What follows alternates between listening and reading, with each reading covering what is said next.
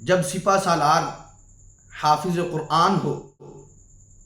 Operation کا نام بنیان مرصوص قرآن مجید سے ہو، حملے کا وقت صبح صادق بعد از نماز فجر سنت نبوی صلی اللہ علیہ وسلم کے عین مطابق ہو، جنگ کا آغاز نعرہ تکبیر اللہ اکبر سے ہو، تو پھر ایسی جنگوں کا اختتام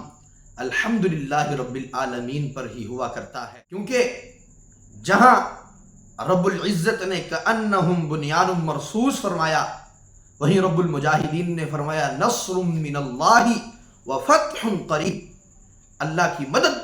اور فتح قریب ہے۔ پوری پاکستانی فوج اور پاکستان کے عوام کو 10 مئی 2025 کی فتح مبارک ہو۔ ہم لہراتی تلواریں ہیں، کافر کی موت کا بندہ ہے، اسلاف کی سب ہیرا